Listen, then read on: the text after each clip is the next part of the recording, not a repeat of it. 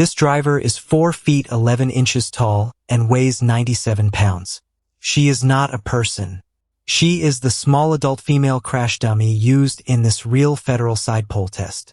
The vehicle is angled 75 degrees, then pulled sideways at 20 miles per hour into a rigid pole only 10 inches wide.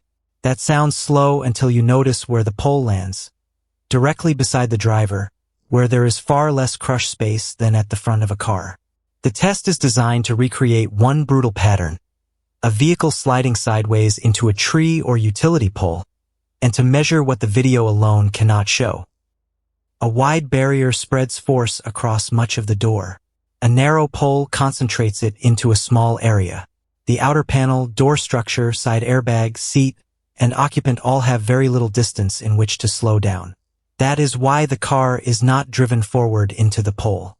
The platform moves sideways at an angle, so the pole strikes near the driver's position.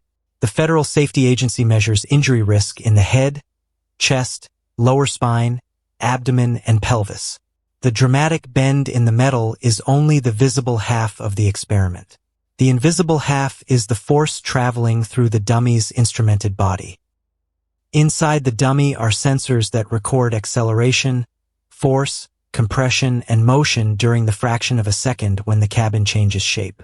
Engineers combine those measurements into estimates of serious injury risk. That is what the stars summarize. A 5-star side pole result does not mean the vehicle is invincible, and it does not predict every real crash. It means this exact vehicle configuration performed within a defined range in this standardized test. The standardization is the useful part. 2 impacts can look equally violent on camera, yet the instruments can reveal very different loads on the head, chest, or pelvis. The score comes from the measurements, not the spectacle.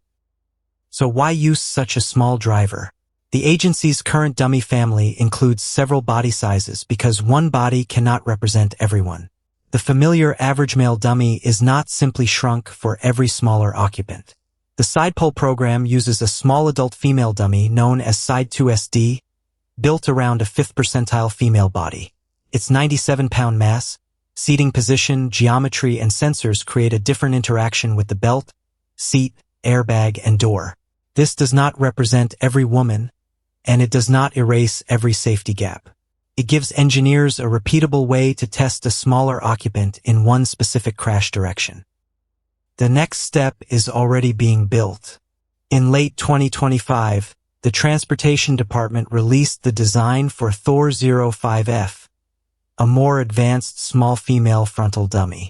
The agency says it can carry more than 150 sensors and produce about 3 times as many injury measurements as older designs. More joints and more human-like movement should help researchers study how forces travel through a smaller body. But one distinction matters. Releasing the design is not the same as placing it into every official star rating test overnight. Manufacturers can build it now.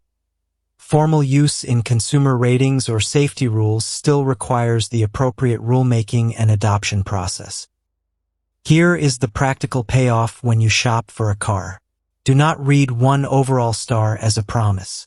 Open the detailed result and compare frontal, side barrier, and side pole categories for the exact model year, body style, and drivetrain you are considering. A rating from one configuration may not describe another. Also check the crash avoidance features, recalls, and newer tests that may not be folded into an older score. The strange little driver beside this pole is useful precisely because the test is narrow and repeatable. It isolates one dangerous geometry, measures one smaller body, and exposes loads that a dramatic video cannot quantify. Subscribe for the next real test hiding behind an ordinary safety label.